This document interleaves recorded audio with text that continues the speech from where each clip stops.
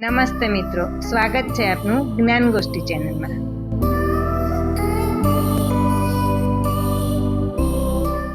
તો ચાલો વાચક મિત્રો, આજે એક સરસ મજાનું નવું પુસ્તક આપની સમક્ષ લઈ આવી છું, જેનું નામ છે રસ્તો કરી જવાના।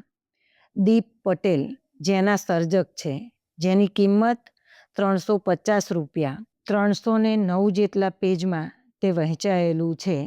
મિત્રો, આ એક સરસ મજાની નવલકથા છે અને ખાસ કરીને નવી પેઢીના તમામ પ્રશ્નો એક નવી પેઢીના સર્જકે જ અહીં પોતાની આપવીતી સ્વરૂપે રજૂ કર્યા છે, જે ખૂબ જ રસપ્રદ રહી। અહીં ખાસ કરીને નવી પેઢીના માતા પિતાએ અને નવી પેઢીએ ખાસ કરીને આ પુસ્તક જરૂર વાંચવું એવો મારો આગ્રહ છે। રસ્તો કરી જવાના આ શીર્ષકના શબ્દો ક્યાંક સાંભળ્યા હોય એમ લાગે છે, નહીં? જી હા મિત્રો, આપણા ગઝલકાર અમૃત ઘાયલની આ ખૂબ જ જાણીતી ગઝલ, જે હાલમાં 9મા ધોરણની ચોપડીમાં ભણાવવામાં આવે છે, જેમાં ખરેખર આપણામાં આત્મવિશ્વાસ વધારીને હિંમતનું હથિયાર લઈને ફરીથી બેઠા કરી દે તેવી એક શૌર્યભરી હાકલ કરી છે હો, જે કોઈ પણ પરિસ્થિતિમાં હાર ન સ્વીકારનારા મહેનતુ અને કોઠાડાયા યુવકોના અંતર્મનનો અવાજ છે। જ્યાં સ્વપ્ના છે, સંઘર્ષ છે અને પોતાને શોધવાનો પ્રયાસ છે, આ નવલકથામાં માત્ર કાગળ પરની કોઈ વાર્તા નથી, આ તો એક આત્મયાત્રા છે। મને તો આ એક આત્મકથા જેવી લાગી, જેમાં પ્રશ્નો અને તેની પીડા વચ્ચેથી ઉગે છે અને જીવનનો સાચો રસ્તો બતાવે છે। સફળતા, નિષ્ફળતા, નસીબ, હું કોણ છું, મારું જીવન એ વાસ્તવમાં શું છે, હું કેવી રીતે જીવી જવા માગું છું, હું પોતાને શું બનાવવા માગું છું, મારા જીવન પથ પર આવતા દુઃખોને કેવા નજરેથી જોવા જોઈએ, આ દુનિયા પર મારું મૂલ્ય કોણ નક્કી કરશે, મારી શ્રેષ્ઠતાનું પ્રમાણપત્ર મને કોણ આપશે, હું મારા સ્વયંના માટે કેટલું કિંમતી છું। આજની નવી પેઢીના આવા અનેક સવાલોના જવાબ તમને આ પુસ્તકમાંથી મળશે વાચકો। માટે નવી પેઢીએ અને તેમના માતા પિતાએ આ પુસ્તક જરૂર વાંચવું એવો મારો આગ્રહ ફરીથી રહ્યો છે। દરેક ઉંમરના વાચકને રસ પડે તેવી આ કથા છે, જેની ભાષા પણ ખૂબ સાદી, સરળ અને દરેક વ્યક્તિના મનમાં ઉતરી જાય તેવી તથા આદિથી અંત સુધી એક ધારો રસ જળવાઈ રહે તેવી આ કથા છે મિત્રો। તો ચાલો જોઈએ શું છે આ કથામાં। નવલકથા જેમ જેમ વાંચતા જઈશું તેમ તેમ અલગ અનુભવ થતા રહે છે। વાચકે આ કથાના મૂળ પાત્ર રાઘવ સાથે ઘણી જગ્યાએ રખડવું, ભટકવું પડે છે। તેની બ્રહ્મણ સાધનાની આ કથા છે। અહીં બ્રહ્મણ સાધના જેવો એક નવો શબ્દ જાણવા મળ્યો છે। ખાસ વાત એ રહી કે નહિવત અંગ્રેજી શબ્દો વપરાયા છે। સર્જકે એ વાત નવલકથામાં પણ બતાવી છે। બસની જગ્યાએ લોકાયન શબ્દ વાપરે છે, તો ડ્રાઈવર માટે સુચાલક, માઇક માટે ધ્વનિવર્ધક યંત્ર જેવા નવા શબ્દ પ્રયોગો દ્વારા સર્જકે ગુજરાતી ભાષાને વધારે સક્ષમ અને સરળ રીતે રજૂ કરી છે। ડગલે ને પગલે ખાસ કરીને અંગ્રેજી ભાષાનો સહારો લેતા સર્જકો માટે આ એક નવો સંદેશ કહેવાય। આ એક એવી કથા છે જેમાં અનેક યુવાનોની વ્યથા છુપાયેલી છે, જેમને કોઈ રસ્તો મળતો નથી અને દિશાવિહીન બન્યા છે, તેમજ નિષ્ફળતાઓના બોજ નીચે દટાયા છે, એવા યુવાનોને રસ્તો બતાવતી, તેમના પ્રશ્નોને વાચા આપતી, તેમજ તેનો હલ પણ બતાવે છે। આ કથામાં જેણે ભીતરના ઝાંખા ઝાંખા આશાદીપને બુઝાવવા નથી દીધો અને ઝાંખા દીવાના અજવાળે જીવનમાં પથરાયેલા અંધકારને ભેદીને પોતાનો રસ્તો કરી જવા નીકળ્યા છે, તેવા યુવાનોને આ કથા સમર્પિત કરી છે। વર્તમાન સમયમાં સરકારી નોકરી મેળવવા ઈચ્છતા ખૂબ જ મહેનત કાર્ય કર્યા પછી પણ નિષ્ફળ ગયેલા યુવાનની આ કથા છે, જેમાં લોકોની નજરમાં સફળ ન બની શકવાની લઘુતા ગ્રંથિ તેમને પણ પીડે છે અને પોતાના જીવનનો અંત લાવવા સુધીના અંતિમ પગલાં સુધી દોરી જાય છે. તેવા સમાજના લોકોની એક વરવી વાસ્તવિકતા બતાવવાનો પણ અહીં પ્રયત્ન થયો છે.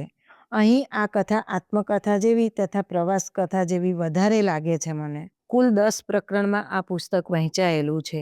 નિષ્ફળતાના પોટલાઓનો બોજ ઉચકી ન શકતા યુવાને કેટલીક પીડા સાથે પોતાનું ઘર છોડ્યું તેની વ્યથા પ્રથમ પ્રકરણમાં બતાવી છે. કોઈ પણ જાતના પ્લાનિંગ વગર અચાનક જ ઘર છોડનારા નાયકને રણ મેદાનમાં જાણે એકલા અટુલો નિશસ્ત્ર થઈ સાવ લાચાર બની ઊભો હોય તેવી લાગણી અનુભવે છે. એક વ્યક્તિની તેના ઘર, સ્વજનો, ફળિયું, ચોરો, ગામ અરે બજારના કૂતરા સાથે પણ કેટલી યાદો અને સંવેદનાથી જોડાયેલો હોય છે તે વાતની પ્રતીતિ અહીં સર્જકે કરાવી છે. પોતાનો આ નિર્ણય પોતાના સ્વજનોને કેટલું દુઃખ આપશે તે વાતની જાણ હોવા છતાં પણ પોતે આ પગલું ભરી કોઈ પણ રીતે પરિસ્થિતિમાંથી છૂટવા માગે છે. ઘર છોડતા સમયે પોતાના સ્વજનો કેવો ઠપકો આપશે અને કેવી રીતે રોકશે એ વાત સંવેદનાત્મક રીતે સર્જકે આબેહૂબ રીતે કહી સંભળાવી છે. ઘર છોડતા સમયે ફળિયું, ભીતો, ઉંબરા જેવા નિર્જીવ વસ્તુઓનો પણ સંવાદ નાયકે અહીં સાંધ્યો છે અને એ ખૂબ જ અનોખી વાત રહી મારા માટે. પોતાના માથે કંઈક કેટલાય સવાલોનું પોટલું લઈ અજાણી દુનિયામાં તેના જવાબો જાણવા નીકળી પડે છે. અહીંથી આ રાઘવની યાત્રા શરૂ થાય છે. ગામના બસ સ્ટેશનમાં જ તેને શિવા નામનો અભણ છોકરો પોતાની વાસરડી સકરીને કેટલો પ્રેમ કરે છે અને પોતે મોટો થઈ એક ગોવાળ બનવા માગે છે અને કેટલી મસ્તીથી જીવે છે તેની પ્રતીતિ અહીં સર્જક કરાવે છે. ત્યાં જ એક સાધુ બનવાના આશીર્વાદ મળે છે. ત્યાંથી જ તેને ગિરનાર જવાનો સંકેત મળે છે. અહીંથી એક ઘર છોડેલા રાઘવની કથા શરૂ થાય છે અને તેને ક્યાંથી પ્રેરણા અને કેવા સંદેશો મળે છે તેની વાત આગળ ચાલુ થાય છે. ગિરનારમાં પણ તેને સાધુ મહારાજના આશીર્વાદ મળે છે. તેઓ પણ પોતાના દેહરથને આગળ સીધાવવાની શીખ આપે છે. હે ભગવાન, સવાલનો ભડકો લઈને આ કોકના ઘરનો આધાર નિરાધાર બનીને જગતમાં નીકળી પડ્યો છે, પણ આના રખોપા કરજે, જ્યાં જાય ત્યાં તેનું હૈયું ઠારજે અને તેને ઠેકાણા દેજે એવા આશીર્વાદ પણ સાધુ મહારાજ આપે છે. પોષ માસની કડકડતી ઠંડીમાં ઘોર જંગલમાં અડધી રાતે પોતાને ગરમ ગરમ જમવાનું આપી જનારા સંતોકબાના પાત્રને સર્જકે ખૂબ જ સરસ રીતે ઉઠાવ આપ્યો છે, જેણે મારા મન મસ્તક ઉપર ઊંડી છાપ છોડી છે. પોતાનું આત્મગૌરવ સાચવવા માટે એક અભણ વ્યક્તિ જીવનના છેલ્લા દશકા સુધી ઝઝૂમી રહી છે તે વાત સંતોકબાના પાત્ર દ્વારા શીખવા મળી છે. માત્ર સર્જકને બ્રાહ્મણ સાધનાના દરેક પડાવે તેના પ્રશ્નોના એક પછી એક ઉત્તરો મળતા જાય છે તેવું આયોજન થયું છે. ત્યારબાદ સોમનાથ મંદિરે મળતી ઝરણા નામની એક છોકરીનું પાત્ર પણ એટલું જ પ્રેરણાદાયી રહ્યું છે. ત્યાંથી બોમ્બે જેવા સિટીમાં પહોંચેલા રાઘવને બસમાં જ પોતાના દીકરાના ઘેર જવા નીકળેલા અભણ બે બાયોનો સાથ મળે છે. અંતે તેઓ બંને એક વૃદ્ધાશ્રમમાં પહોંચે છે જ્યાં પોતાના સમાજના આગેવાનને જુએ છે. ત્યાંથી પણ તેને પોતાના સવાલનો જવાબ મળે છે ખરો. ત્યાંથી ભટકતા પૂનામાં વ્યંગધળોની દુનિયામાં ડોકિયું કરી તેમના જીવનની સંવેદના પણ અનુભવે છે. ત્યાંથી પણ તેના પ્રશ્નોનો જવાબ અને માસીબાયોના અઢળક આશીર્વાદ પણ મેળવે છે. ત્યાંથી સંઘની કાર્ય શિબિરમાં પહોંચે છે. ત્યાં પણ તેને દેશભક્તિ માટે ફના થઈ જનારા ભગવા કપડાં વગર પણ દેશની સેવા કરનારા સમાજસેવકોની કુરબાનીઓની હૃદયદ્રાવક કથાઓ તેના હૃદયને પીગળાવી દે છે. અત્યાર સુધી તે માત્ર સ્વ માટે વિચારતો હતો, હવે તે સર્વ માટે વિચારતો થયો છે. એ પોતે માત્ર પોતાના સ્વાર્થ માટે બધું છોડી નીકળ્યો છે, જ્યારે સંઘના કાર્યકરો તો સર્વના હિત માટે બધું છોડીને નીકળ્યા છે. તેની કુરબાનીની કદર અહીં તેને સમજાય છે. હવે તે સર્વ માટે જીવતો થયો છે.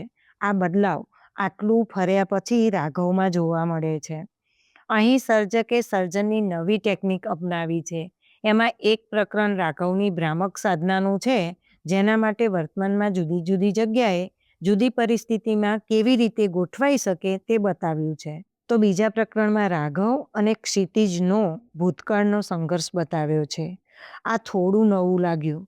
સંઘર્ષના એક અઘરા દિવસોમાં તેની માનસિક પરિસ્થિતિ, આર્થિક પરિસ્થિતિ અને તેનું મનોવૈજ્ઞાનિક આંકલન પણ અહીં કર્યું છે. પોતાનો મિત્ર ક્ષિતિજ સમાજમાં પ્રશ્નોનું પોટલું ઉંચકી ન શકવાને કારણે કેવી રીતે દુનિયા છોડી જાય છે તે દયનીય ક્ષણોને અહીં આલેખી છે. તથા પોતે પાછો પડ્યા પછી પોતાના મિત્રની બેન પાનુ સાથે બેડું ઉતારી અને સાદાઈથી લગ્ન બંધનમાં જોડાય છે. આ નવા વિચારો સર્જકે અહીં રજૂ કર્યા છે. અહીં સર્જકે લગ્નમાં થતા ખોટા ખર્ચા સામે એક સાદી પરંપરામાં કેવી રીતે લગ્ન કરી શકાય તેનું પણ ઉદાહરણ રજૂ કર્યું છે. આમ રાઘવ ભ્રમણા સાધના દ્વારા દેશના કેટલાક અજાણ્યા વિસ્તારમાં અજાણી વ્યક્તિઓ વચ્ચે પોતાની જાતને સુયોગ્ય રીતે સ્થાપિત કર્યા પછી અંતે દુનિયાના છેડા એવા પોતાના ઘરે પાછો ફરે છે. ત્યારે આત્મા શોધમાં નીકળેલા રાઘવની આત્મસંતોષ તો એને ઘરે જ મળે છે. એનાથી એક સશક્ત, વીર, ગૌરવશાળી, પ્રભાવી એવા રાઘવનો જન્મ થાય છે. અત્યાર સુધી માત્ર સ્વનો વિચાર કરનારા રાઘવે પોતાના સમાજનો તથા રાષ્ટ્રની પણ ચિંતા અને ચિંતન કરતો થયો છે. કારણ કે તેના ભ્રમણ સાધનામાં ઘર છોડ્યું ત્યારથી પાછો ફર્યો ત્યાં સુધી જુદા જુદા પાત્રો મળ્યા છે, જે માત્ર પોતાના માટે જ નહીં પરંતુ અન્ય માટે પણ જીવતા હતા. એવી પરિસ્થિતિનું સર્જન સર્જકે અહીં કર્યું છે. એમાંથી જ નાયકને બોધપાઠ મળે અને પોતાના પ્રશ્નોના જવાબ પણ નાયક રાઘવને સમાજના જુદા જુદા રંગો અને પરિસ્થિતિની ઓળખ સર્જકે અહીં કરાવી છે. સાથે સાથે કુદરતી રીતે જ તે સચવાયો છે એની પણ કાળજી રાખી છે ખરી. ભગવાન ભરોસે જ્યારે કોઈ નીકળી પડે છે ત્યારે ભગવાનને પોતાને પણ તેને સાચવવાની અને જાળવવાની એટલી જ ચિંતા હોય છે. તે પ્રતીતિ પણ સર્જકે અહીં તેમના લેખન દ્વારા કરાવી છે. સર્જકે નવલકથાને જે ગદ્ય સ્વરૂપ સર્જકે નવલકથા જેવા ગદ્ય સ્વરૂપમાં વચ્ચે વચ્ચે પોતાના પદ્ય સ્વરૂપને